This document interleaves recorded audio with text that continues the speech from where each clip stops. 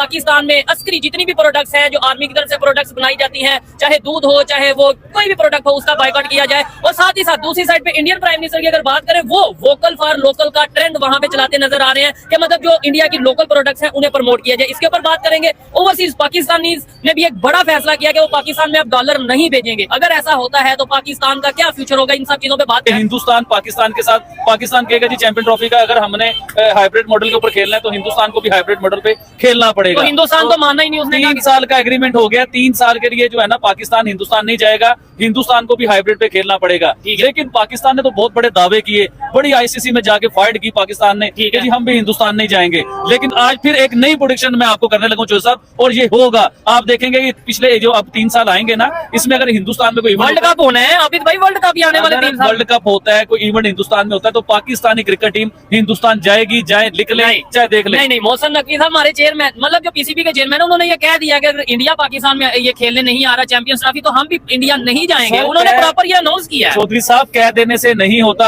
आपको इस चीज का पता नहीं है कि पाकिस्तान का वजीर आजम भी 3 साल पूरे नहीं करता, तो ये पीसीबी का चेयरमैन 3 साल कैसे पूरे करेगा? 3 सालों में हो सकता है कि नया पीसीबी का चेयरमैन आया और नया कोई बंदा आया हो और वो डॉलर के चक्कर में जाके हिंदुस्तान क्रिकेट भी खेले, मैच भी खेले, क्योंकि हमें शर्म तो आती ही नहीं है। पाकिस्तान की आर्मी अपने यहाँ प्रोडक्ट बनाती है और प्रोडक्ट में दूध, अंडे और बच्चों के जो डायपर है वो भी बनाती है और वही पाकिस्तान में सेल करती है। तो पाकिस्तान की जनता इससे बहुत ही त्रस्त हो चुकी है और उन्होंने कहा है कि हम मिलिट्री प्रोडक्ट का बाइकआउट करेंगे। ये दुनिया की पहली आर्मी है कि वो अपनी खुद की फैक्ट्री चलाती है सब चीज़ों की, सीमेंट हो, अंडे हो, दूध हो, बच्चों के डायपर हो।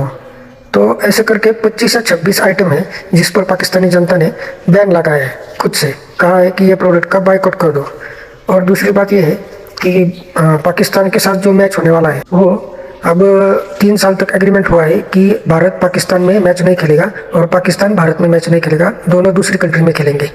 तो अगर आपको ये वीडियो अच्छा लगा हो तो चैनल को सब्सक्राइब कीजिए, लाइक कीजिए और शेयर कीजिए और कमेंट भी कीजिए। जय श्री राम। यहाँ पाकिस्तान में ट्रेंड चल रहा है कि भाई अस्करी जितनी भी प्रोडक्ट्स हैं, बहुत सी प्रोडक्ट्स हैं, जैसे कि दूध भी, डेयरी भी अस्करी प्रोडक्ट्स पाकिस्तान में है, पेट्रोल पंप है, इसके अलावा सड़कें बना रहे हैं, सीमेंट बेच रहे हैं। तो कह रहे हैं जी ट्रेंड चलाया जा रहा है, बाइकआउट करो। और दूसरी साइड पे इंडियन प्राइम मिनिस्टर अपने वहां पे ट्रेंड चला रहे हैं कि वोकल फॉर लोकल। क्या कहना चाहेंगे, क्या फर्क? सबसे पहले चौधरी साहब मैं आपसे ये पूछना चाहूंगा, मुझे ये बताएं कि दुनिया की, पूरी दुनिया की फोर्सेस में से आप देखें कोई ऐसी फौज मुझे दिखाएं जो दूध बेचती हो या कोई सीमेंट का काम करती हो या कोई चॉकलेट बेचती हो। मुझे नहीं लगता कि ऐसे सिलसिले पूरी दुनिया में कहीं हो रहे होंगे। अगर हो भी रहे हैं तो आप मुझे प्लीज कमेंट बॉक्स में मुझे लाजमी बताएं कि ऐसे मामला हो रहे हैं कि नहीं हो रहे। लेकिन पाकिस्तान में जो मामला हो रहे हैं कि ये अपनी कंपनीज को या किसी चीजों को बैन कर रहे हैं या उसके लिए कह रहे हैं बाइकआउट कर रहे हैं, कह रही है कि बाइकआउट कह रहे हैं कि हम बाइकआउट करेंगे। लेकिन अब हम कंपेयर करते हैं हिंदुस्तान के साथ। देखिए अभी वोकल फॉर लोकल की आपने बात की, देखिए हिंदुस्तान क्या कर रहा है और हिंदुस्तान के प्राइम मिनिस्टर क्या कर रहे हैं। उन्होंने क्या ऐलान किया कि हर शहर की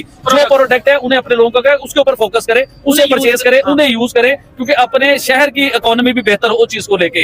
लेकिन उन्होंने साथ ये भी कहा, देखे उन्होंने पूरी दुनिया की कंपनी को हिंदुस्तान में ले आए, पूरी दुनिया की हिंदुस्तान में कंपनी लाने के बाद उन्होंने कहा जी अब मेरे हिंदुस्तानी इंजॉय करो, यानी कि पूरा खेलो, पूरा एंजॉय करो। ट्रेंड चलाया made for India, made in India, made for India. 5 साल 6 साल वो ट्रेंड चलता रहा और एट द एंड आबिद भाई ये भी जो ट्रेंड वो चला रहे हैं कि अपने अपने शहर के प्रोडक्ट्स को प्रमोट करो। At the end let's suppose कोई इंडिया गुजरात का कोई प्रोडक्ट है, वो प्रमोट तो फिर इंडियन प्रोडक्ट ही हुआ ना, उनके शहर का प्रोडक्ट, तो इसका मतलब उनके बिल्कुल हुआ। और आपको ये भी आइडिया होना चाहिए कि हिंदुस्तान में दुनिया की तकरीबन सारी कंपनीज आ चुकी हुई हैं। अभी आप रिसेंटली देखेंगे चाइना के बीच में जो नोकिया की बहुत बड़े सेटअप थे और बहुत बड़ी प्रोडक्ट नोकिया की चाइना बना रहा था, वो सारी कंपनी अब हिंदुस्तान ने कैच कर ली है, वो सारी प्रोडक्ट हिंदुस्तान में आ चुकी हुई है। तो इसे कहते हैं मौके का छक्का और इसे कहते हैं अपनी इकोनॉमी को मजबूत करना, और इसे कहते हैं मेरे ख्याल से बेहतर पॉलिसी और बेहतर स्ट्रेटेजी बनाना। हमारे यहाँ पे ये अभी भाई मुझे ऐसा फील होता है कि हम ना बंद गली में फंसते नजर आ रहे हैं। पाकिस्तान हमें ये नहीं पता चलता कि हमारा दोस्त कौन है, हमारा दुश्मन कौन है। इंडिया को तो हमने दुश्मन डिक्लेयर कर दिया कि लो जी इंडिया दुश्मन है, इसे ट्रेड नहीं करना। अच्छा, चाइना जिसे दोस्त कहते हैं उसकी भी नहीं समझ लग रही। मैं बताता हूँ, देखिए बंद गली की जो आपने बात की ना,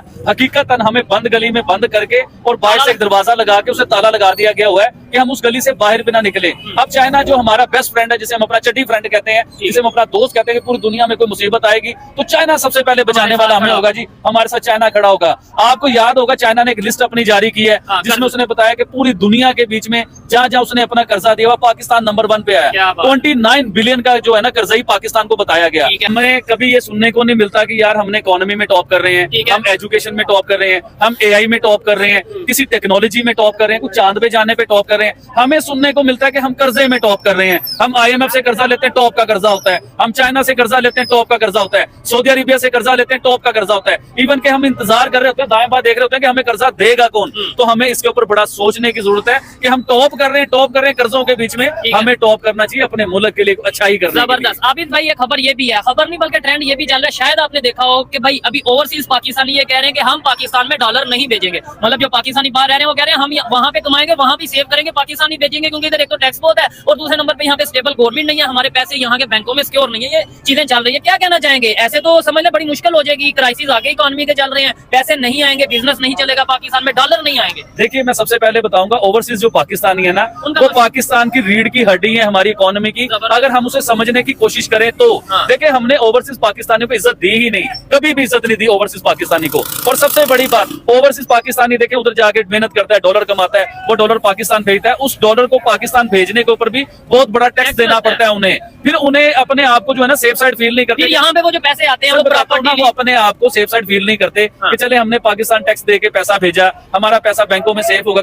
अब वो बैंकों में थोड़ी पड़ा रहेगा पैसा, उन पैसों से उन्होंने कोई प्रॉपर्टी खरीदनी है, कोई बिजनेस करना है, कुछ भी करना है, तो 25% या 27% उधर भी टैक्स देना पड़ेगा। तो ओवरसीज तो उधर ही परेशान हो गए कि हम उधर से बाहर पैसा भेजेंगे, हमारा पैसा वैसे ही आधा रह जाएगा। ये होता है मुल्क तरक्की क्यों नहीं करते। हिंदुस्तान की पॉलिसीज देखें, उन्होंने इन्वेस्टर जो पूरी दुनिया के इन्वेस्टर थे ना, उन्हें इज्जत दी, उन्हें प्रोटोकॉल दिया, उनके लिए आसानियां पैदा की। अब देखें कोई हमने अपने इन्वेस्टर को इतना डराया टैक्सेस की शक्ल में कि वो बेचारे इन्वेस्ट करने से या पाकिस्तान में पैसा लगाने से डरते हैं। हिंदुस्तान की पॉलिसी क्या थी कि गैर मुल्की कोई भी अपने मुल्क में आता है ना पैसा लगाने के लिए, उसे प्रोटोकॉल दी जाता है, उसे इज्जत दिया जाता है। अब पाकिस्तान में कोई इंडस्ट्री लगाता है, कोई फैक्ट्री लगाता है, उसे बिजली और गैस का इतना को बिल होगा, इतना महंगा होगा कि वो इंडस्ट्री से सर पकड़ के बैठ जाएगा। हिंदुस्तान नहीं, तो आपने कमीशन की बात ही नहीं की, बिजली टैक्स तो अपनी जगह, लेकिन जो अलहदा से कमीशन लगे, हमारी कमीशन क्या होगी, हमें क्या मिलेगा, उसके बाद पाकिस्तान के बारे में सोचेंगे। तो जब हमारे बड़े हुक्मरान या बड़े गैरतमंद लोग जो हैं जब अपने टैक्स के चक्कर में हो जाएंगे तो मुल्क तरक्की नहीं करते, वो मुल्क कर्जों में ही फंसे रहते हैं, उनकी इकोनॉमी बेहतर नहीं होती।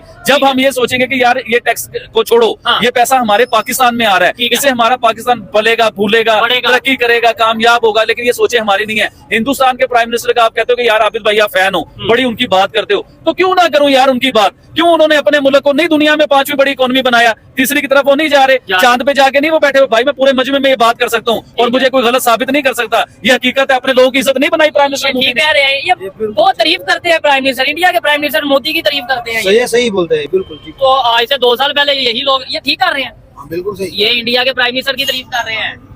नहीं सही यार, इंडिया का प्राइम मिनिस्टर का तारीफ क्यों होना नहीं चाहिए कि पाकिस्तान का प्राइम मिनिस्टर देखो और इंडिया का प्राइम मिनिस्टर देखो, वहाँ का लोग देखो और हमारे क्या। हमारे प्राइम मिनिस्टर वो उधर लंदन में बैठा हुआ है। इसका मतलब आबिद भाई आपने इन पे भी कोई जादू कर दिया है।